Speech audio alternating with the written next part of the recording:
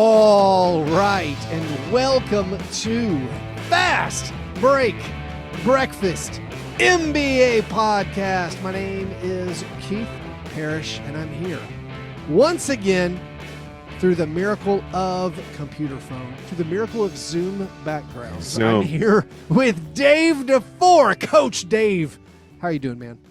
I'm good, man. I'm real good. You, I believe, are headed to Vegas. Are you still headed to Vegas? Yeah, I'm heading to Vegas. I'm going to go tomorrow. Yeah, I'm pumped, man. The Cup games are fun. What are your Cup plans? What are the Cup plans for Dave DeFore? I mean, I'm going to I'll be at the games. Yes. Obviously. So I get to see Spurs, Thunder, and like Wemby maybe is coming back. I feel like, am I breaking news for you? Breaking news to me. I don't. You didn't listen. News. Oh, now see, this is why you don't listen to my show, man. I don't listen to anybody's show. Okay, that's fair. I only listen to my own show. There you go. You got to get those numbers up. Yeah. Well, No, I listen. I listen to Fastbreak Breakfast around the clock. That's the only reason we have any traction anywhere. Yeah. Yeah. So, man, I'm a little hot right here on this mic. Wemby. It seems like Wemby's going to come back on Saturday. I would just say this: like everybody's reporting it. Jared Weiss last night on the show, or this morning on the show, reported it that Wemby.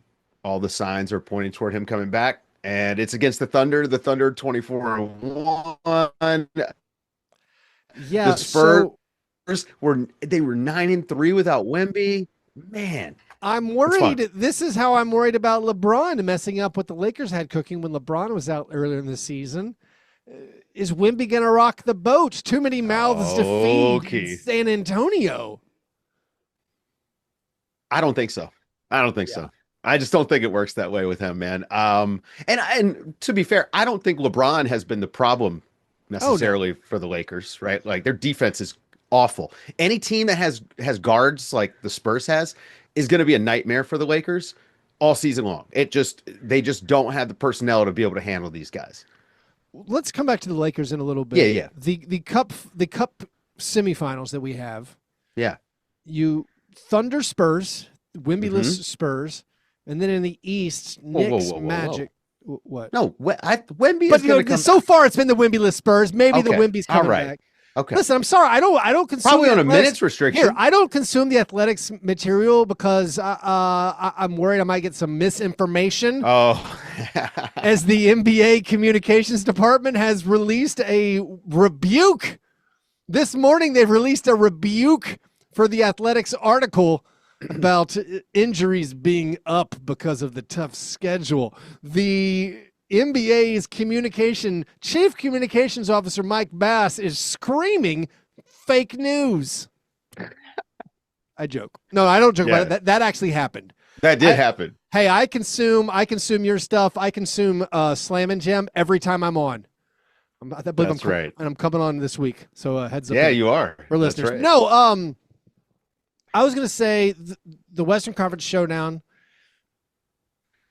and then the Eastern Conference Showdown, which is Knicks Magic. Mm-hmm. With all apologies to the Pistons and Nuggets, it does feel like a pretty solid, summary of the first month or two of the season. Maybe it's not accurate. I think coming into Orlando. Coming into the year, you would think, though, Knicks Magic, those are the teams in the East. And then the question was Thunder and who? And when you think about Wemby, you say, okay, maybe the Spurs took a little leap. So I do think this cup, it's fun. We don't have any Cinderellas. Maybe you would call the Spurs the Cinderella of this cup, but there's really no Cinderella this year, I don't think. No, the Spurs are really good. They're so good. Cinderella. Yeah. They were playing with such joy, and maybe it is just the single game shooting variance type thing because the Spurs were making 3-pointers. But the body language of watching the Spurs play, and they play much faster than the Lakers. Most teams do. And the Spurs, it seems like every time they were inbounding the ball, I was reading in their body language, I get to shoot a 3-pointer this possession. I'm excited about it. Like they were moving with such speed. It's like, let's hit the ball inbounds. I'm about to pull up for 3. And Steph Castle's like, bang, I'm going to get another one. Harrison Barnes is like, just find me. I'm about to hit this to somebody's face. Keith, teams are tapping into the secret to basketball. Miami Heat are doing it. That's why they are a little bit more fun. Playing with joy, man. It matters. I didn't If know. you're having fun. I thought it was the screenless 3-pointer offense. You know what, man? People can say it's screens. I'm telling you, it's joy. If you're having fun and the ball is moving and everyone is touching it and everyone's contributing, it's infectious. I mean, the Thunder have that, you know, the and Thunder even though they have love stars, life. dude, The Thunder they love are so much fun to watch. We are supposed to mention that they have matched the best record through 25 games in NBA history, matched the Warriors from 10 years ago or so. It is going to be, if the Thunder make it to the finals of the NBA Cup, that is a game that exists outside of time and space. Right. So for all time, we're going to have a weird asterisk where it's like, yeah, they actually won 72 games, but one was a cup game. Or like we might end up with them being like they won 74 games, but it doesn't count. They actually only tied the record 73 because one was the cup final. So no matter what happens, this thing is going to be like forever. I mean, there's only the basketball historians who care about this stuff. Yeah. We talk about. So that part's interesting. No, the Thunder have absolute joy. I do think it's interesting that I don't know if NBA fan bases have joy watching the Thunder, but they're preposterous. They're preposterous. Right. They have a plus 19 net rating for the season. They have as many minutes being ahead by 20 as they have trailing this year. I think they've been ahead by 30 in half of their basketball games.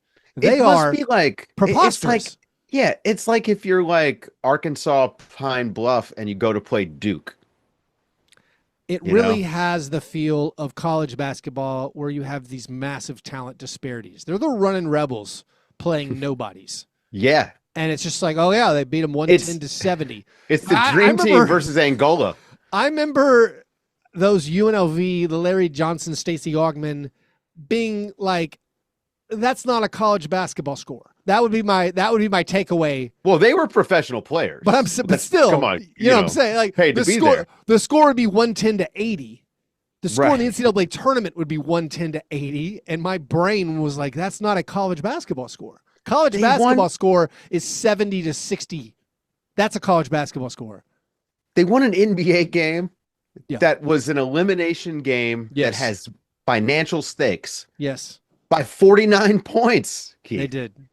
To a team that deserved to be there, that has been playing pretty good basketball. The game was such a blowout that the broadcasters mentioned the Athletics' Zach Harper. Hey, shout out to Zach. Shout out to Zach. It was a 53-point game, and he's like, well, I was reading Zach Harper. I was like, what? No, that's bad. Zach's a great guy. I know. I was telling this game is such a blowout. They're talking about articles Zach had his TV on mute. Zach had his TV on mute. Yeah. Which is kind of perfect. But I let him know about it. Yeah, it was very funny. I was like, Kevin Harlan. So the Thunder are destroying everyone. The Magic looked real good behind Desmond Bane. The Magic are funny, and we'll get to our breakfasts and apologies in a second. They seemingly benefit from having one of the main guys not there. It all makes it like, because they were cooking without Banchero. You and I made jokes when Banchero returned from injury. I'm like, well, it's bad news for Bane and their offense. Meanwhile, Desmond Bane is going to be mentioned in the awards segment of the program for putting up a 2 for 16 stinker in the first game with Banchero back. But then Wagner gets hurt. All of a sudden, it's good again. And Bane was incredible.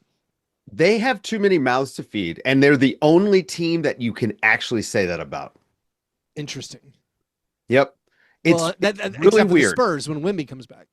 Okay, we're going to disagree on that. I'm telling you, Wemby hitting trail threes is going to be. They're going to cut Julian. Like we're taking minutes away from Julian Champagny. That guy's amazing. I think. Well, Wemby's going to be on a minutes restriction for sure for the first couple weeks. I'm guessing it's a false minutes restriction to make sure he doesn't disrupt what's going on. The Spurs have figured it out. The Thunder have obviously figured it out. They're just pulling guys, out of their butts who are incredible. Every single dude. All of a sudden, AJ Mitchell's like an all-star. Yeah. Aaron Wiggins was like a breakthrough player last year, and he's been great when he plays this year. They don't even need him. He's just like superfluous. We have this awesome player we can play. Yeah. How many guys come off the bench and you're like, why is he cooking like that? And Cason Wallace, Isaiah Joe, it's incredible. Yeah. No, the Spurs have figured it out. We're not going to play Wemby enough games to ever pay him a supermax. That's like the next level of team building. That is. Like, I mean, hey, we're never going to play him 65 games this season, so we never have to pay him a supermax. I don't know if you saw, there was someone put out a graphic. Thunder won't have to pay J-Dub the max because he missed too many games because he can't make all NBA. These teams have solved beyond the talent on the court. I would not put it past them that they've solved the financial situations around their most important players. They also, I think a lot of conversations have been going on with the Thunder specifically about how they manipulate the rules and how they manipulate the fouls and how they figured out this is what gets called. Let's push it to the limit. And this stuff doesn't get called. We're just going to do it. And so they have at every level. To be fair, though, that's how traveling has evolved. Oh, yeah. There was a big play with the Grayson Allen step back and then step through, which absolutely was a travel. My big thing. I had an unnamed person. Yeah.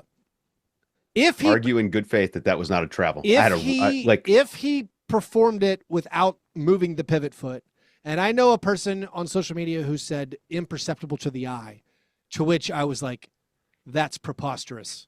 It absolutely is very perceptible to the eye when your pivot foot moves 3 inches. It is. You can see it, that was not a legal thing.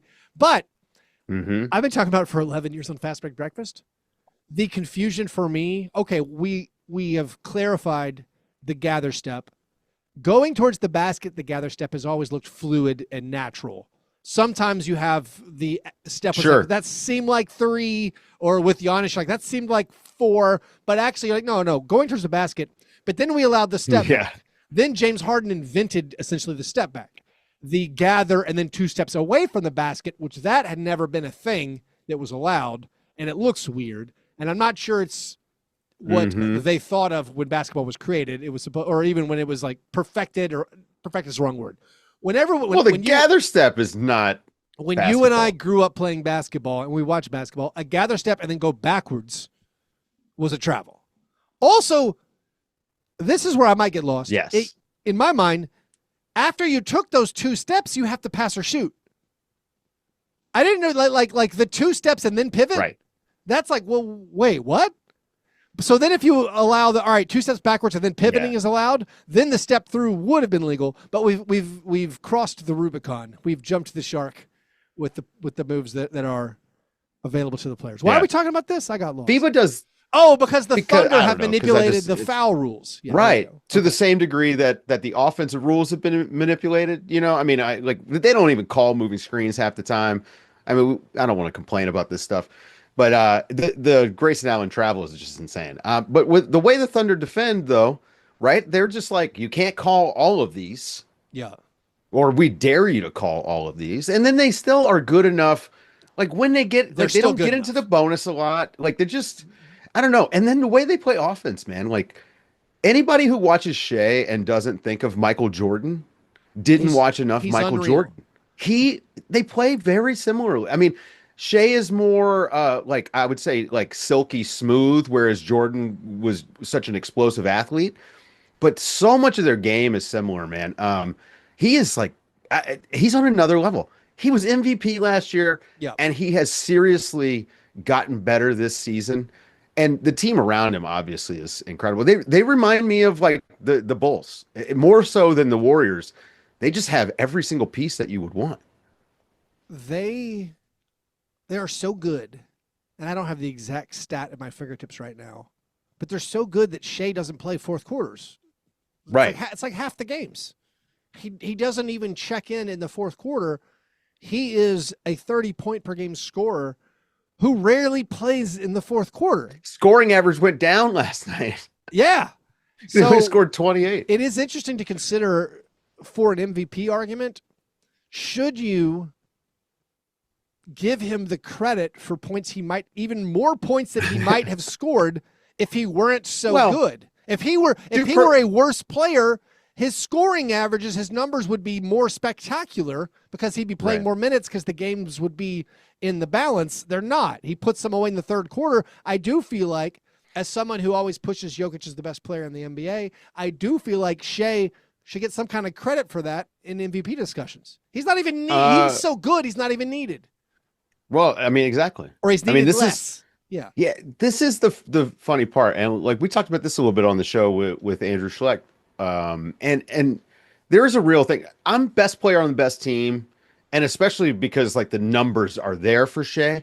It's not like he's putting up like 24 points a game, right? Like, I mean, this guy's a 30+ point a game scorer. He also plays the defense that he plays. They are running away with this, like the Warriors did. I'm of a mind that if they do 70+ games, he should be unanimous MVP. I don't care what Jokic does, like numbers wise, like, and he's incredible. He is the best, most talented player in the world offensively for sure. But I just think historically, when you look back at a season where a team wins 70+ games and this guy puts up these kind of numbers, I mean, I do think that it matters to the history of the league. I mean, you've lost me. Unanimous. I know you don't like that. Unanimous MVPs anathema. Everyone needs to watch the game. Don't compare notes. Everyone pick your own thing. Well, that's the conclusion I think everyone should come to. I still want an East Coast sports writer who goes to bed at 9 p.m. I want someone who hasn't watched Shea. Shea can win MVP. If they win 75 games, great. He's going to win MVP. If he wins 70, I think he's going to win it anyway. I don't know. Over the last 5 games, Jokic is averaging 30 points, 14 rebounds, and 11 assists per game. Oh, wait, that's Jalen Johnson. That's a fake. That's Jalen Johnson's stats over the last 5 games. 30 points, 14 rebounds, 11 assists. No, Shea, Thunder, incredible. I also wonder about Mark Daigneault, he's my favorite coach. And admittedly, I don't watch the Thunder as much as probably the least of anyone. Okay. I watch bad teams. For whatever reason, I've always been, I don't know, interested in the bad teams. My sports fandom was always cheering against the best teams. I cheered against the Bulls, and I cheered against the Kobe and Shaq Lakers. And I'm cheering against the Thunder now. I don't want the Thunder to win. But Daigneault's coolness, something about it just treats me right. And this is all aesthetics. You mean how chill he is? How chill he is. The fact that he's not screaming at the referees, and this is nothing about my ref defender stuff. The fact that he seems too cool to scream to the referees. The fact when he challenges a call, he's so calm about it. He's just like, timeout. Yeah, we're challenging. That's wrong. And part of it maybe is when you have the horses, when you're that much better than everybody else. Right. You can be so cool. You're like, it doesn't matter. My team we is got to be upset about. Yeah. Maybe he's just living life the best life, but he seems like, and I don't know what credit you give. I mean, there is something about organizationally, they developed the guys. There's credit to Shea and to J-Dub and to the actual players. Assigning credit where you see these teams where it seems like it's plug and play. Yeah. Where the Heat always got credit for this with their culture. Mm-hmm. And now there is some degree of like, well, the Thunder are so good. Would these players be that good if you go somewhere? And I don't know. And like the Celtics are the same. They're like the Spurs, man. The Celtics are super hot right now. The Spurs, like Keldon Johnson wasn't this good the past couple of years. Devin Vassell, he's awesome now.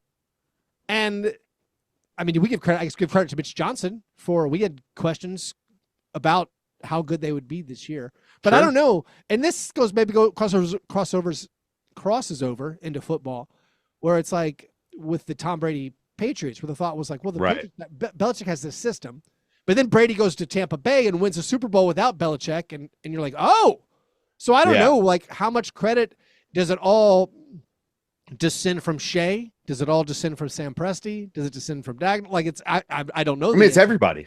I think it's everybody, right? Like, that's the easy not answer. To give credit to the owners, but like they get out of the way of the basketball people, right? Well, I don't want to give any credit to the owners because they don't get luxury none. Tax. They've solved like, let's just not be an expensive team either. Yeah. But I mean, Presti's done a really good job. Obviously they just continue to find guys, like drafting guys. AJ Mitchell, like he's like you said, cheapest contract in the league. Possibly an all-star. What is that's crazy. It's crazy. Yeah, they're insane. And also they're in Oklahoma City. Yeah. Let's not underrate that. It's kind of like, again, okay, San Antonio Spurs, you have Greg Popovich, great coach. Tim Duncan, one of the best players ever. And you're in San Antonio, not New York. You're not in LA. You know what I mean? So the distractions are fewer. It's easier. And they both like, and Sam Presti picked this up from the Spurs. You draft people, not just players. Yeah. And like, there's a reason why all those dudes come in and fit in because they're finding guys who are like personality wise can fit in. And it's a smart way to go. Pat Spencer said on a podcast the other day, he was talking about how, I can't believe I even know this because I just randomly saw this, but he was talking about teams going for length and athleticism over guys who know how to play basketball. Yeah, we already made fun of him for this. Yeah, you don't need to go around doing that if you're like, you're not Barry Horowitz. Please just don't walk around, hey, look at me, patting myself on the back. But he makes a good point there. And with what the Thunder do, it's like we're finding guys who know how to play. They're obviously drafting length and athleticism, but then they're drafting guys that they know will come and work hard and fit in. And like, yes, they have a lot of talent, but these guys, every single one of them, like they're grinder guys. I mean, Chet Holmgren, he's like one of the best players in his year of basketball, his whole life. This kid was famous in high school. And he's this huge number 3 pick, but why? Look at how he's developed. I mean, you see him just adding stuff to his game every single night. There's no complacency for anybody on that team. It's really fun to watch, man. Like, it's a great story, and also we could use some villains. They are so good that fan bases are really going to hate them. It's going to be much more fun. I thought they were the villains, and then everyone's turning against Grayson Allen for laying out Chet Holmgren. Okay, now Chet's game. Different. I mean, I know there. Grayson Allen has a pattern of abuse. Nobody likes him. No one likes Grayson Allen. I will say, last thing before breakfast, I was shocked he was ejected with a flagrant 2 there. Was that for previous bad behavior? Yeah. You're down. It was such a blowout. You're down by 40. You see their big man Holmgren coming to screen you, and he decks him. For me, that didn't even rise to dirty play. That's an illegal play. But when you're down by 40, a guy coming to screen you, he hit him pretty hard. They also said wind up and extension. Yeah. I disagree. Holmgren, I mean, he goes down like a house of cards. He does. But the extension was after the hit. The extension was not part of the hit. That's very important to me. Gobert elbowing extension into whose ribs? Mark Williams' ribs. Yeah. That was a dirty play. That was a dangerous play. That's a clear flagrant 2. There's no airborne player here. Mm-hmm. I thought Grayson You just Allen thought really hard foul. It could have been a tech. It could have been a flagrant 1. Maybe borderline flagrant 1. I was surprised it was an ejection. This felt like a high school basketball game where it's such a laugher where you change the rules. Where you're like, let's get this guy out of here. And I've argued in favor of this before. Right. These are not the NBA rules, but I'm like, if you're a bench guy and your team's down 40 and you come in and do a hard foul, you're ejected because it doesn't matter. Because you're obviously, we don't want to start any fracas here. Mm-hmm. And I don't want to be the one defending Grayson Allen. I was just surprised. All the ex-players on these broadcasts are like, if you're down 40 and a guy screens you, I'm going to let you know I'm here. So I was surprised. Anyways, let's Grayson Allen, the true bad guy in the league, not the Thunder. Yeah. All right, Dave, we've gone a while. What breakfast have you had? Anything? I had a banana. What's your Vegas breakfast? Are you still just going to bring your own steel cut oats? I'm bringing my own stuff to Vegas. I've got it like my whole shopping bag that I'll. Do they not carry give you an expense account, Dave? Oh, they do, but man, listen. Vegas not exactly known for healthy food, and I don't. It's one thing if I was there for like 2 days, but to be there for 5, man, I can't eat crap. Yeah. I just can't. I like it'll throw me off too much. So, I wind up at Chipotle way too often, which I hate. Oh. Yeah, I mean the bean burrito Jimmy is the go-to. Butler. My breakfast, I had something that was like a cross between a Nutrigrain bar and a Fig Newton. What like bad? It's like What a is blue, it? it was like a blue. I don't know what it was. What kind of Oh, brand like a it little was. breakfast bar. Like an Oh, individually that's what wrapped I take breakfast those bar, to Vegas. like a American faux health bar, sugar snack. It was a blueberry one. It was pretty good. Yesterday I had a raspberry one. Not bad. Need to learn the brand. Maybe They're give not them a bad. shout out. All right, those were our breakfasts. After our breakfasts, we move to our breakfast in bed apologies. This is our chance, my chance to make right what I got wrong in a previous episode. Frequently, it's the first time we talk about the NBA. No, we've gone heavy. Oh, I know. Heavy on basketball. No, here's my apology. Last week, talking about LeBron James's double-digit streak coming to an end, I repeatedly, over and over, called it a 17-year streak. When it was an 18-year streak. I talked about it starting in 2007. I have no excuse. I just apparently thought it was 2024 for an entire episode. So we all skipped 2021. Yeah, there you go. So I apologize for getting that incorrect. Let's talk about the Knicks win over the fraud Raptors. Let's do that. Since we called them a fraud. Let's do that right after this quick break. All right, so the Knicks handled the Raptors. I felt bad for the Raptors. They got off to a great start. In this sense, the NBA Cup was bad for them. I like the NBA Cup was bad for the Raptors. Arguably maybe bad for the Heat. Arguably maybe bad for the Suns. Like, you do well, you get off to a nice start to the season. What's your reward? You get to play the Thunder again. Like, you get an extra game against the Thunder. The Raptors, who we notoriously highlighted how easy their schedule was early on. Then their schedule became very condensed. Despite what Mike Bass wants us to know, the Raptors had to play like 6 games in 8 days or something like that. Like they were getting 7 fatigued. and 9 or something. They it was kept a lot. losing. Now they've lost 5 of 6 or something. And their reward for doing well early in the year was you get to play the Knicks, and you also get added to your schedule a game against the Heat. The Heat also lost something like 5 of 6, but the Heat, like, you have to play another rather quality opponent. So a little bit of a speed bump feels like for the Raptors. Of course, some of the guys weren't playing, and RJ Barrett's been out. But the Knicks looks really good. It does feel like the Knicks are sort of rounding into shape. And now in the East, like the Knicks, Pistons, Magic, those guys, I mean, maybe, I guess you include the Celtics in that. Celtics are getting interesting. The Celtics for sure. Are getting interesting. And Anthony Simon's contract all of a sudden feels like a tool. You see this Jason Tatum workout video? Was he working out with kids? No. He's been practicing like non-contact, one-on-one. Yeah. And like, it's not against real defense, but I am shocked by how well he's moving in this video. A lot of change in directions, which with guys coming back from lower leg injuries, that usually is like, that's a really good sign when they're able to do it comfortably. Like, he looks smooth. I mean, I'm starting to buy into this Jason Tatum surprise comeback for the playoffs thing a little bit. And maybe that's just because like the season has not been all that great. And I'm hoping for some bright spots by the time we get to the spring. But yeah, Boston, I would put Boston there.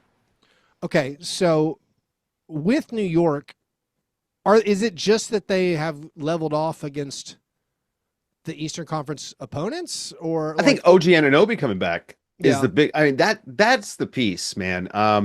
Their defense is so bad without him, but he adds some rim protection. Obviously, what he does on the perimeter, we know, but the Jalen Brunson, Karl Anthony Towns pairing is amazing on offense. Like, they really their offense is supercharged because of it.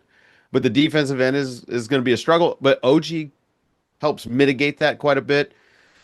I don't know. I like the Knicks. I think I like them a little bit more than the Pistons if we were like in the playoffs right now. Like, the Pistons are just unproven. But I think the Knicks should make the finals. Like, if they don't make the finals, it's their fault. I do think Josh Hart he's always slightly banged up. And so maybe you think he's healthier now. Cat hasn't had an amazing year yet. Maybe he's getting more comfortable with everything they're doing there. It does feel like the Knicks are fulfilling their promise, the expectation for them so far. The Celtics, there was always the talk that maybe Tatum would come back, but there still is the expectation, or there was the expectation, that they were going to cut salary. Right. And I wonder if anything has changed now that Derik White is heated back up and now that Jordan Walsh is good. That, like, imagine if they still had Luke Cornett. They'd be amazing. But I wonder, are they still going to cut salary to reset that luxury tax repeater clock? I don't know. How much do they have to lose? I mean, I don't have their sheet. I can't remember. I feel like it was like $15 million. It was one of those things where you're like, I mean, they're going to trade. They're going to give away Sam Hauser. They're going to try to just dump Anthony Simons. Mm-hmm. So I don't know. The magic behind Desmond Bane's 37. That man's built for cup basketball. How do you feel about him spiking the ball on This is OG the Anunoby? second. This is the second ball spiking Desmond Bane has done. I got to plead ignorance here. I don't know the full context. Wasn't he responding to something? No. I thought he was responding to something that OG Anunoby did. Nope. All right, so out of bounds. I'm gonna speak out of ignorance. Okay. Just based on the merits of its own clip. Tony Brothers just calls it out of bounds, and then they decide, okay, that was a technical foul. If he doesn't throw the ball that hard, he did nothing wrong, correct? Right. So how hard? So if a guy's out of bounds, this is one of the best highlight plays I've seen this year. I don't even know what level of basketball it was at. It was one of the most emphatic block shots by a big guy I'd ever seen. And he recovers the ball and then throws it to the offensive player shoots, falls out of bounds. This defender spikes the ball, grabs the ball, throws it to the player out of bounds. The player out of bounds catches it. And that was just the most disrespectful but amazing for a highlight clip. I don't care about the fast break. It's my ball. I humiliated you. So the question is, what percent, if that Desmond Bane throw was 100%, how hard could Desmond Bane have thrown the ball with it have just been a good, fun play? Okay. Now, if he's not standing there fully under control of his body like he was, and he throws it that hard. Oh, if he's falling out of bounds, right, he has an excuse. He has an excuse. The thing is, he caught it and loaded up. I mean, it was confusing. It was. I think I wasn't watching the game. It's a weird thing. Then I saw the clip and I was like, "What is Desmond doing?" doing?" But it was so. I mean, So I don't know. It's so funny. There has to be more context. If he did that with no provocation, without a response to anything that happened before in the game, I mean, I hate to say it, roid rage. What else are we thinking? He's got those huge arms. I mean, I don't know about I'm that. just kidding. Okay. Yeah. He's got that physique naturally. It was a. I mean, it's short arms make your arms look big, man. It was a bizarre play. But as a Desmond Bane man, I will say I am torn up as a Grizzlies fan.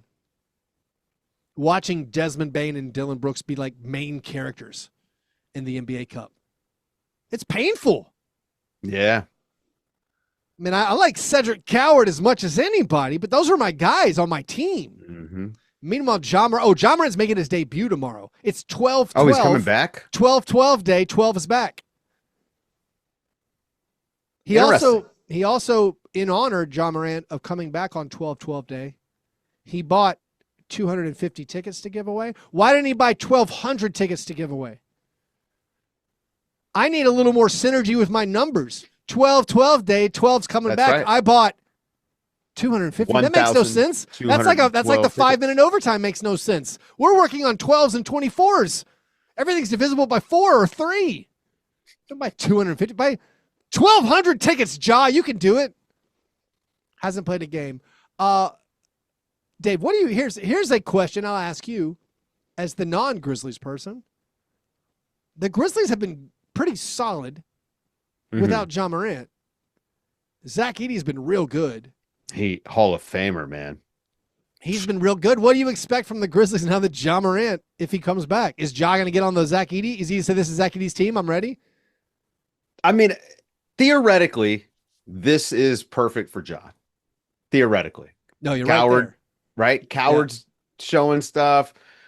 Jalen Wells is looking really good. The better Spencer brother, Cam Spencer, is good.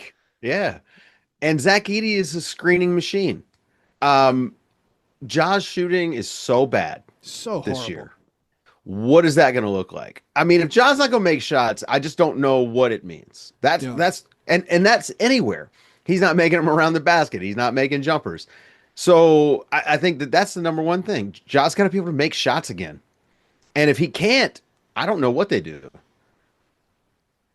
So my expectation is, it's interesting because Jaren hasn't done much this year either.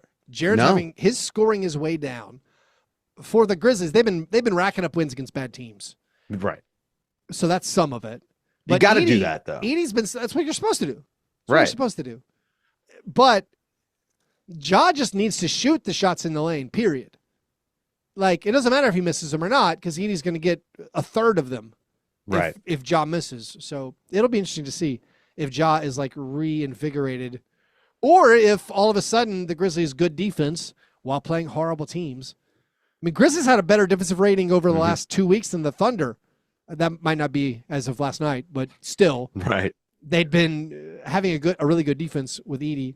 Does it get all messed up with Ja Morant coming back? I started making a list of, maybe this is in honor of like the NBA's unofficial trade moratorium lifting on Monday, where all the people who signed contracts in the offseason can be traded. I started listing like point guards who were better than Ja Morant, and I quit because I got sad. Oof.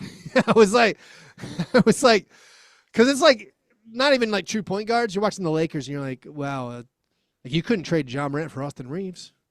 You know, like probably not. Like doing the you couldn't trade Ja Morant to get Desmond Bane back. You know, like there's all these things where like you can't trade it for anything because he's nuked his own value. Yeah. And there's a bunch of guys like that where it's like you couldn't trade Ja Morant for Derik White. You know, like just the list of players. It made me sad again, where I was getting bummed. Speaking of the trades on Monday, apparently the Mavericks are open to trading Anthony Davis. Mm-hmm. What are your thoughts, and where would you like to see Anthony Davis end up? I'd like to see him play basketball. If I was a team, I don't know that I'd trade for him. You know, he's 32, but he feels like he's 35 because he's always banged up. He's going to need an extension. I don't know where these guys have value. The Thunder are too good. So who, you know what I mean? Who is like, okay, we're going to push our chips in and get Anthony Davis for this title run. I don't know, man. I don't see it. Does the Thunder's dominance, I don't think we said this verbatim last episode, does the Thunder's dominance lower the trade value of everyone? Does it become a huge buyer's market? Much like when I ended up with a bigger house than I thought I would ever get because the economy sort of tanked out, where I was like, oh, no one can borrow. So is it a buyer's market on the trade market in the NBA? Because, you know, the Mavericks can be like, hey, we need 3 firsts for Anthony Davis. And if you're the Pistons and you're like, listen, we're not beating the Thunder. Are you insane? We're not beating the Thunder, so we're not giving you 3 first-round picks for Anthony Davis. But so then the Mavericks are like, oh, but we don't want to we'd like to get something for Anthony Davis. And then the Pistons are like, listen, okay, I'll give you Ron Holland and Tobias Harris. Or I'll give you Ron Holland, Tobias Harris. We can do a first-rounder. Then the Mavericks are like, oh, you know what? I guess we probably should, because this is our 1 year to tank. What if the Mavericks have to pick this year? Less? But I'm saying, like, the Mavericks, like, do the Mavericks end up taking less for Anthony Davis because they're like, well, we do have this opportunity to pivot and actually rebuild, and this is our one chance to get a high draft pick. with our own pick. Okay, fine. Because then, so I do think in that scenario, this becomes a chance for like the Pistons to greatly win an Anthony Davis trade. The idea of Anthony Davis on the Pistons, I find very appealing, but any Anthony Davis trade is going to be judged by, oh no, you gave him an extension? Oh no, right. Like as long as you give him, and I don't know if any team who has which front office has the gravitas to be like, Anthony, you're going to take us over the top. We're going to get to the finals with you. And we're going to give you a 3-year, $100 million extension. And he's like, I'm eligible for 4 years, 280 or whatever it is. I don't know what it is. But like, which front office is like, yeah, paying you $76 million a year when you're 37 is death. I'm not doing it. But guess what? I'd love to give you 37 per year, or something like, and I don't know if negotiations can hit that point. So like and I saw the Raptors are rumored to be interested. Makes no sense. Makes no sense to me, but what do I know? I mean, maybe that 9-1 run was for real, but like, I don't like, why are they giving up a bunch of things? I think the market for guys that aren't Giannis is definitely going to be depressed. Yeah. And I think OKC has a lot to do with that. Yeah. Because why would I take on Anthony Davis and that contract that's going to come when I'm just going to not win the title for the next few years? And if you're in the East, man, you don't need Anthony Davis to get to the finals, to go lose to the Thunder. You don't need him. If you're the Pistons, I mean, I think number one, you could do better. You could get someone younger that fits your timeline. I mean, if you're going to go in for Anthony Davis, I'd much rather go in a little bit more for Lauri Markkanen. Interesting. I wonder if the Jazz's situation is similar, where the Jazz were like, we want 2 young players and 3 first-rounders or swaps, and every team's like, we're not beating the Thunder. Have you turned on your television? Like, listen, I'll give you something for your home. I'll give you a fair price. I'll give you a fair price for Lauri Markkanen. We'll give you a couple of things. But sure. choose a lane. Which direction are you going? Are you then do these teams keep the guys? I will say I feel sad. I do feel sad that we're in this league where you have to tank at times, because I feel like since Ryan Nembhard showed up with a little bit of competence, they're not a bad hang. The current Mavericks are not a bad hang. Cooper Flagg's AD's been good. AD's been good. Cooper Flagg's been great. I talk every week about how I like watching Najee Marshall play basketball. Yeah. Like they're fine as they are, but they don't control their draft pick after this year. It is what it is. Yeah. They don't want to be the one paying Anthony Davis. I don't know. So I'm curious what the market will look like. And are there any other guys who you think, oh, we gotta make this happen? I mean, I wish like the Warriors could trade Draymond Green for Anthony Davis and just call it a day. What's funny is that there's a report that they would only move Draymond in a Giannis trade. Like Draymond would be like, I get it, guys. Yeah. So they would only move Draymond in a Giannis trade, not a Markkanen or Anthony Davis trade. Yeah. So, I mean, surely the Kings. There's always the Kings. Could the Kings do they have anything not nailed down draft-wise? Yeah, the Kings have stuff to get it done, but it seems like they're not going to, like Malik Monk is not going to get moved. And yeah, I mean, the Warriors, they've really kind of fumbled this Kuminga thing a little bit, for whatever fumbling it means. It's not a long contract, but they're not going to get much value out of him. That's how it feels about a lot of these guys. Ja, right? If they're going to move Ja, not going to get a lot. We talked about you're basically moving your problems. Zion. If the Pels decide, hey, you know what? Derik Queen is awesome. We're just going to go ahead and do this thing and get rid of, all our baggage. They have enough that they could trade and maybe get into the draft next year, and it helps mitigate that bad trade they made. But the Pelican situation is interesting because you got Trey Murphy there, you got Herb Jones. Those are the guys. I mean, if I'm a Pistons, I'm more likely to give up a bunch for Herb Trey Jones? Murphy or Herb. Yeah. Yeah. Although Herb can't stay healthy, so like I guess maybe I wouldn't be as excited there. I did want to talk about the Derik Queen game. Might as well do that now. Derik Queen. Yes. So the Pelicans, they're a disaster. They have 3 wins, and they still lost this game. But Derik Queen became the first rookie to ever have a 30-point triple double. He had 33 points, 10 boards, 10 assists, had 4 blocks. The only other players to have a game with at least 33 points, 10 assists, 10 rebounds, and 4 blocks. It's like the best players ever. It's literally Alvin Adams. Not one of the best players ever. And then a bunch of Hall of Famers. But then it's like literally LeBron, Michael Jordan, David Robinson, like Charles Barkley. It's the best players ever. And so Derik Queen is so much fun. Part of it for me is the throwback low post game, the physique of him, the t-shirt underneath the jersey. I hate the t-shirt, man, but I hate it. I hate a tight t-shirt under a jersey that doesn't match. I'm looking at you, Jake LaRavia. Where is the NBA rules for uniforms? You can't wear a t-shirt under your jersey, first of all, unless you have a medical excuse, which they have already turned their heads of that, but at least it needs to match. But I make an exception for Derik Queen because it's kind of fun. But he also is he's such a good passer, and he's looking for his guys. Yeah. And so the Derik Queen thing is so fun. He's got awesome hands, man. Watch how he catches the ball, right? Like I don't want to talk about the bad trade for Derik Queen. Yeah. I want to talk about Derik Queen. That dude is so good. Why didn't the Bulls or Suns take him?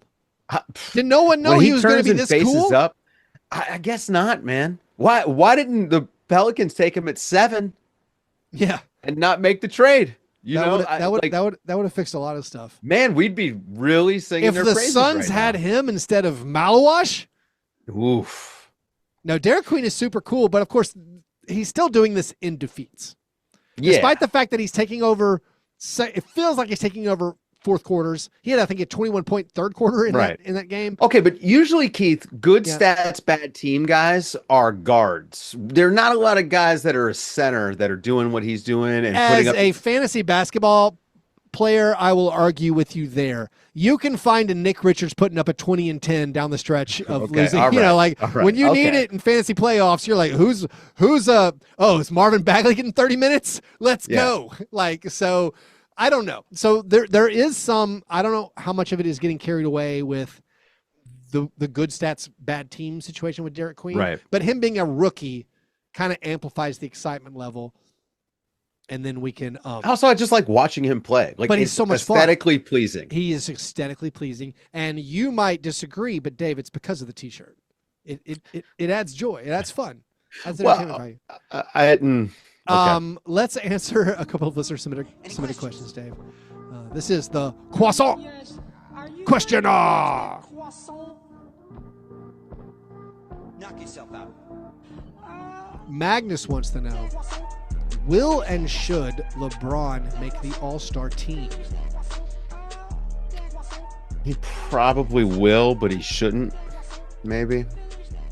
I would say he probably will, and he should, because he's LeBron James. Yeah, he's LeBron. It's not a purely credit-based thing. It's not a merit-based thing totally.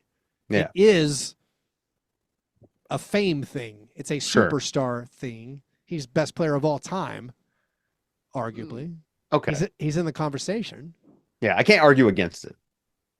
He's still posterizing guys with arthritis. And then he got the block on the other end on the same play. Man, the Lakers were like coming back. You had, despite the three-point shooting disparity against the Spurs, you had the LeBron poster and just screaming in Cornette's face. That was awesome. Mm-hmm. Then he gets the block. Then Austin Reeves is doing a little back cut for a layup to cut it to like 6 or 4. Mm-hmm. Cornette blocks him, ends that play. Then ending the half, the Lakers give up 4 points. Fox, who's been I haven't mentioned De'Aaron Fox. I could honestly basically apologize to him, thinking, is he going to get, is he going to rejuvenate and be the perfect fit for the Spurs? Right. Couldn't trade Ja Morant for De'Aaron Fox. No way. So De'Aaron Fox is good. He hits a floater. Then our guy Harrison Barnes gets a steal at the end of the half. The Lakers think they're going to run the clock out, and multiple guys on the team don't even run back on defense. And the Spurs get another dunk. They pull the lead back up to double digits. Third quarter, they make 3-pointers. But no, LeBron's awesome, despite having sciatica and arthritis. No, he's going to make the All-Star. He should make the All-Star. He transcends the merit basis. Also, All-Star only on merit isn't all that much fun. Yeah, you have to have some element of the superstars, the players, the fans want to see, the players. How many All-Stars would you send from the Thunder? I mean, AJ Mitchell, 1. You'd only send 1. Right? You would, if the All-Star game happened right now, you only send 1. Because Holmgren hasn't played enough. J-Dub hasn't played at all, so Shea gets to go. I mean, Mark Dagnall gets to go. You get to send your coach. Shea and AJ? Is it AJ Mitchell? See the second one? No, it's not AJ That's a Mitchell. great question. It's funny, right? If you had to send a second All-Star from the Thunder right now, I guess it's Hartenstein? I don't know. Minutes? I don't know. Is that right? I guess I could look up who's played the yeah, that's a great question. They haven't had everyone healthy for a single minute this season. Jamal Murray's making the All-Star game. He was Western Conference Player of the Week last week for the first time in his career. So that's one of the 8 world spots gone right there. Shea, Jokic. So Cason Wallace, is he your second All-Star? I guess it's Chet. I'm just looking at games played, probably impact. Yeah, so you would send 2. It has to be Chet. Chet. It's an interesting question. They're going to remake that AT&T commercial in Vegas in LA, I guess, for All-Star. AJ Mitchell has played the most games. He's the only guy to play all 25. He's 3rd on the team in minutes. AJ Mitchell for All-Star game. Let's get the campaign going. Incredible if he makes it. Drew wants to know, is Dylan Brooks developing as a player beyond the point where he's no longer a Marcus Smart type of role player and arguably becomes more problematic the more his role grows? I'm not sure I understand the question. Okay, I know what he's saying. I'm going to read it verbatim again. Read it again. Is Dylan Brooks developing as a player beyond a point where he's no longer a Marcus Smart type role player, arguably becomes more problematic the more his role grows? Yes. I think there's some question. I think there's some words missing. What this person's saying. This is Drew. What's Drew is saying? For him, he is developed, like him developing beyond this catch and shoot guy, 2-dribble decision maker,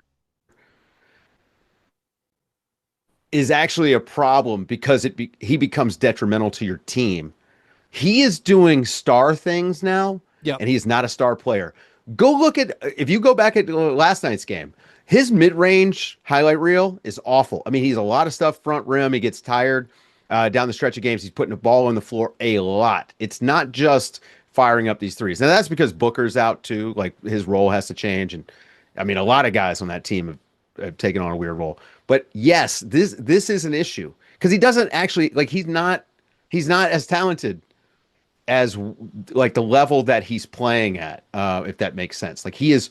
The role that he's in now, which he now knows how to do, like he's a better player than he was a couple years ago. He's still not quite good enough to be, the guy who's taking your mid-range jumper. So I would, I guess, disagree a little bit. In the sense, you're right that Dylan Brooks is not a star, and him averaging 22 points per game, maybe not the best. But I am certain the Suns would be worse if he was 100%. If he was trying to be a pick my spot 7 shots a game guy. Yeah.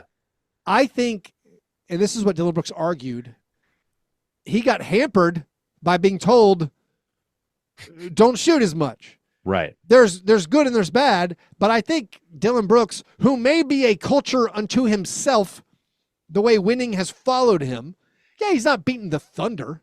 No one's beating the Thunder. Right. But I think he is an elite defensive player, period. And if you package an elite defensive player with whatever he is on offense, shoots too much a little bit, I think that's a comfortable trade-off for anyone. Yeah. Any team should be okay with. The whole he's taking shots away from Devin Booker or Jalen Green or who on the Colin Gillespie. Well, no, to me it's the shot. It's the shot diet for him. Kobe Bryant was praised ad nauseum for being a ball hog. We invented a thing called the Kobe assist. No, we did not. Let's just be clear. What? Who wrote it's an Kobe air assist ball for the first time? I don't know. It's an air ball. I don't know. I'm just saying there is value in the NBA to a player who can get the ball on the rim and eat shots. Yeah. And eat shots. Right. He's a willing guy to do it. But what I'm saying is Dylan Brooks taking those shots is a step down from the guy who's normally taking those shots for your team. Usually, or who but you those want. guys don't exist. That's what I'm saying. Devin Booker's out for a minute. I would argue Dylan Brooks developing as a player beyond a point where he's a Marcus Smart type role player is what has happened. He's like a super Marcus Smart. He is that defensive stopper. Yeah, but he's more. 100%. He's better. Yep. I think he's better, despite the fact that he's. I agree with that. It's a minefield still dealing with Dylan Brooks, and he is going to murder you in certain games. He's going to give you a 3 for 16. But he's going to shoot every single time he's open, and that's so valuable. He can't stop. Speaking of, Marcus Smart had a Marcus Smart game. Marcus Smart made 8 3-pointers last night. And the Lakers lost. A Dylan Brooks performance from Marcus Smart. Incredible stuff from Marcus. All right. Thank you for your questions. If you want your question answered on air, you got to be a Patreon supporter. By the way, thanks to Jordan for signing up. Latest Patreon supporter. Thanks to Raul. We got an influx of Grizzlies fans. Sorry, everybody else in the Patreon. But if you want to support the show, have your question answered on air, get access to the listener Slack, get access to a monthly bonus episode. All of that is available to you at patreon.com/fastbreakbreakfast. Sign up over there. Patreon.com/fastbreakbreakfast. All right, Dave, it's now time for the awards segment of the program, the International Stackhouse of Pancakes Award, given each week to the worst performance in a box score. We have a few honorable mentions.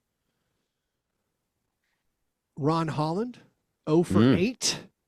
Jonathan Kuminga, please trade me, 1 for 10. Naz Reid, 2 for 12. Austin Reeves, 3 for 16. A little Austin 316 there. Yeah. Nice. We have 3 nominees as they occurred chronologically through the last week. Dylan Harper, who had his own random Keontae George level game.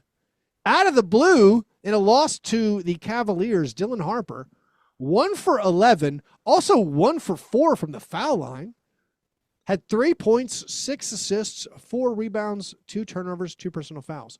We don't normally pull in the free throws, Dave. Yeah. But a 1 for 4 to go with a 1 for 11. This has for been a good shooter. This has been an efficient guy. This guy gets to the rim. I love Dylan Harper. Yeah. He's so good. That game last night, he got Ayton on a switch, and man, he backed him out. And this guy's played 14 games in the NBA, and he backed out DeAndre Ayton, and Ayton did a really good job guarding him. Credit to Ayton, but I love, number one, he gets 2 feet in the paint all the time. Dylan Harper, 2 feet in the paint all the time, but he is not sped up. The guy is so patient. He is going to be really good. He reminds me of Tony Parker. Oh, he is. He's like a stronger Tony Parker. Right? I don't know. He's just the comp. The young guys right now are so good, man. I'm very into all of these guys that are the first 2 or 3 years. I just can't get over the level of basketball we're seeing out of them. It's so much fun. I can't get over the waves of guys the Spurs just keep throwing at you, where it's these are guys I didn't care about a couple years ago, but now just the De'Aaron Fox and the Devin Vassell and the Keldon Johnson and Harrison Barnes, who never misses, and Dylan Harper and Julian Champagnie is every guy's good. And people don't even mention Jeremy Sohan anymore. Unless he's in play. I know, but I'm just saying, and he was supposed to be 3 years ago, we were talking about, it's Sohan's part of the future. Sohan, the center piece, the crown jewel of the Anthony Davis trade package. Got a Sohan and what other salary? I can't give up any of my Spurs. Sorry. Where were we at? Dylan Harper 1 for 11. Next up, Desmond Bane. That aforementioned 2 for 16 game. This was a win against the Heat. Desmond Bane had 71 points in our iShop Negative Fantasy League, trying to keep me alive. My worst iShop team ever. But Desmond Bane, 2 for 16, 5 points, 3 assists, 1 block, 2 turnovers, 1 personal foul. And then finally, Joel Embiid. Sixers are all right. But Embiid, in a loss to the Lakers, 4 for 21. Very stinky. 16 points, 7 rebounds, 2 assists, 1 steal, 1 block, no turnovers, 1 personal foul. So our 3 nominees, Dave: Dylan Harper, 1 for 11, 3 points, 6 assists. Desmond Bane, 2 for 16, 5 points, 3 assists. And Embiid, 4 for 21, but 16.7 boards. Did you say Embiid had 1 personal foul in that game? He did, 1 personal foul. Yeah, man, it's Embiid. I was going to say Bane. I mean, I'm 2 for 16, 5 points is nothing. No, you're the center. You only committed 1 foul. Like, Keith, not to steal your line, but yeah, maybe perhaps try. Yeah. I mean, that's just in a loss. I don't know, man. I don't mind it. Maybe I'm hard on Embiid, but hard on Embiid. You heard it here, folks. Congratulations, Joel Embiid, 4 for 21. You're this week's International Stackhouse of Pancakes Award winner. As far as the Jacques Watch, Hunter Tyson did not shoot a shot in the last week. I mean, in his defense, the Nuggets they played 1 game in the last 6 days. This is the last episode. He is still 0 for 9 for the year. Chucky Hepburn has played 2 games for the Raptors, 0 for 6. Maybe something's cooking. Whoa. There. Jamal Telfort, which I just read as Jordan Belfort, he is 0 for 4. Maybe something cooking there. Noah Asenge, who was drafted ahead of Derik Queen, he's taken 3 shots, hasn't made any this year. But isn't his season over? Is he done? Did I miss this? Think I believe that he is having season-ending Derek Lively is surgery. Don't quote me on this until I double check it. Yeah, don't make sure you didn't get a. Yeah, that's a bummer. That is a big bummer. Let me double check this. Yes, he is. Noah Asengwe is having season-ending surgery, so he will shoot 0% for the season. Oh wow, that's not great. All right, wrapping up, I do want to re-emphasize the ridiculous run that Jalen Johnson has been on. Jalen Johnson, to repeat the stat, last 5 games, 30 points per game, 13.8 rebounds, and 10.8 assists. He posted the 2nd fastest triple-double in NBA history in one of these games. He has been awesome. They did lose 2 of those games, but both of them by 1 point. They lost by 1 point to the Pistons and by 1 point to the Nuggets. I don't know what the Hawks do. They've been rumored linked as a team with interest in Anthony Davis. What?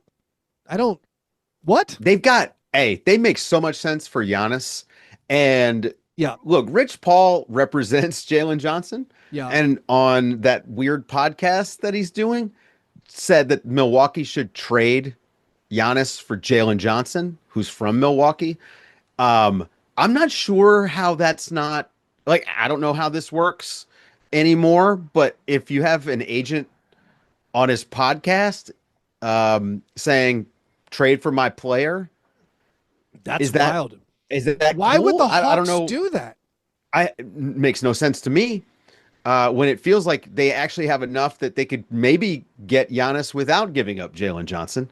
They've got the Bucks picks.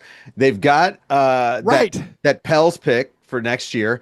And to me, I would want Jalen Johnson and Giannis together. It seems to me like having this guy who you got at a steal in his draft class, who looks like he's a future all-star. I mean, he might be an all-star this year in the East, 100% an all-star. Right? And I mean, multi-time all-star, Swiss Army knife, but like future star player, I think, Jalen Johnson. I wouldn't.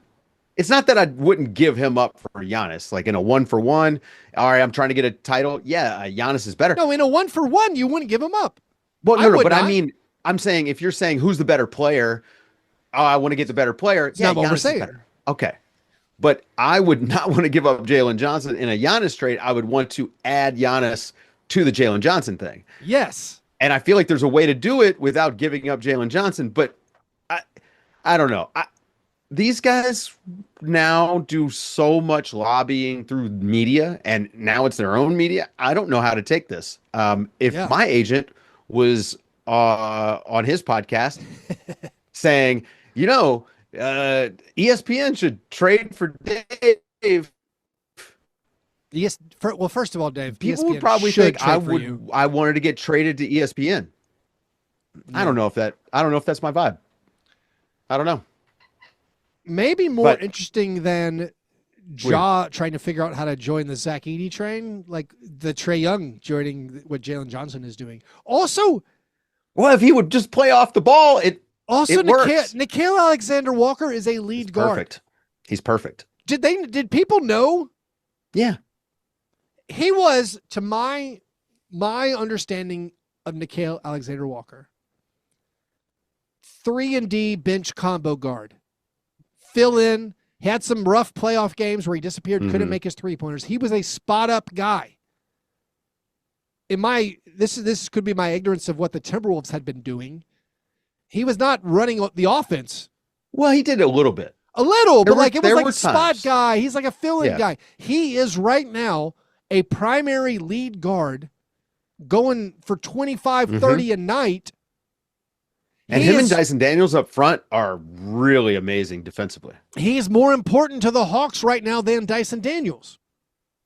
I think so. I don't think I'm going out on a limb there. He is precisely what the Timberwolves need.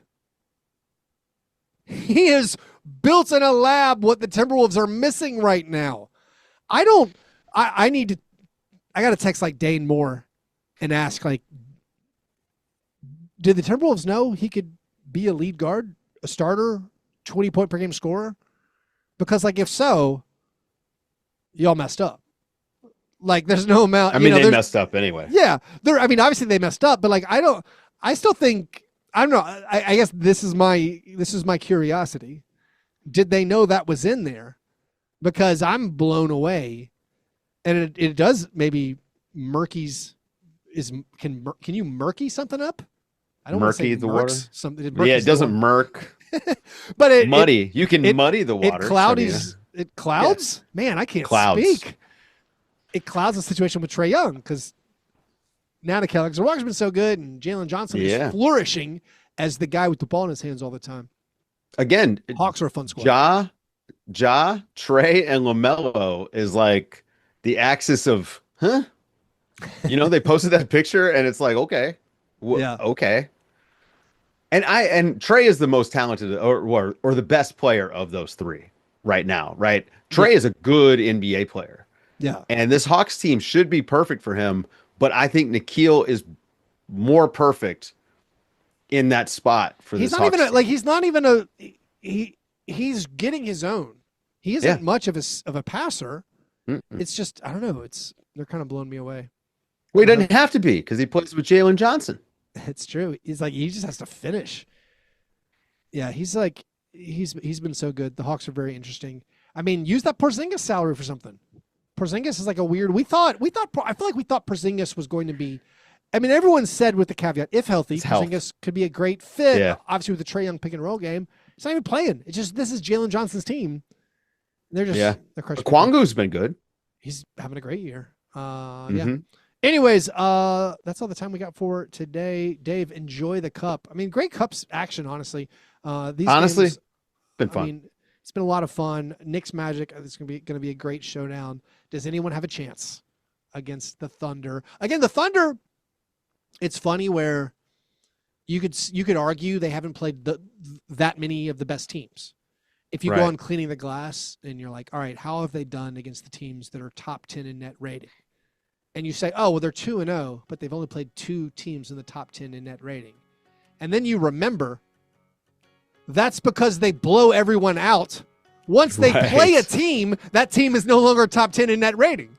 Like once you get played by them, you lose by 20 or 30 or 40, you're no longer in the top 10 in net rating. You have to play more bad teams to build it back up again. So yeah, the Thunder, absolute juggernaut. Dave, have fun. I hope you're out there booing though. Boo. Just get on the hate train is what I'm saying. Sorry, it would be unprofessional. It would be unprofessional. I know. You do it anyway. Throw your voice like a ventriloquist. I do. I'm one of those guys that does pop when something fun happens. Yeah. I'm not like trying to be. Oh yeah. When something's steely. Cool, you say it's cool. I mean, I'm not a journalist either. That's right. Yeah, Yeah, I'm a basketball nerd. That's my job is to geek out over stuff. So exactly. Anyways, thanks everybody for listening. If you want to support the Wemby's show, coming back. Patreon.com/Fastbreak Breakfast. You heard it here. Wemby's coming Second. back to take down the evil Oklahoma City Thunder. All right, you guys are the best. Thanks for listening. And remember, breakfast is the most important thing.